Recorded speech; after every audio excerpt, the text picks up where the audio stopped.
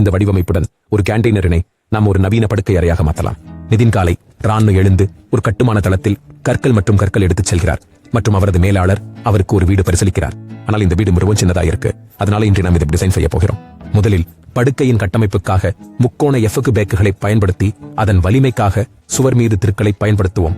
இதனை சுற்றுச்சூழலுக்கு உகந்த மரத்தின் விதைகளால் மூடுவோம். மேலும் கீழே பொருட்களை வைத்துக் கொள்ள ஒரு இடத்தை உருவாக்கி பிளைவுட் மூலம் மூடுவோம். படுக்கைக்கு பின் ஒரு மென்மையான மெத்தை அமைப்போம். பக்கம் மென்மையான பேடுகளை அமைப்போம். அங்கு அவன் தனது காதலியுடன் சௌகரியமாக உறங்குவான். படுக்கையின் மேலே ஒரு பெரிய அலமாரி போடுவோம். மேலே துப்பட்டா, கீழே உடைகள், சைடு சுவிட்சில் புத்தகங்கள், கீழே ஒரு ஸ்விட்ச் சாக்கெட் போடுவோம். சுவரோட ஒட்டக்கூடிய மடிப்பு மேசையை போடுவோம். அங்கே நிறின் அவன் வேலையும் பண்ணுவான், சாப்பாடு சாப்பிடுவானும். ஒரு கண்ணாடி கதவையும் போடுவோம். மூலையில் ஒரு அடிப்படை அலமாரியை வைப்போம். அதற்கு மேல் ஒரு குளியல் மிதியை அமைப்போம் மற்றும் ஒரு உணவை தயாரிக்க ஒரு இண்டக்ஷன் குக்கரை வைப்போம். பக்கத்தில் ஒரு சுவர் மவுண்டு கழிவறை பொருத்துவோம்.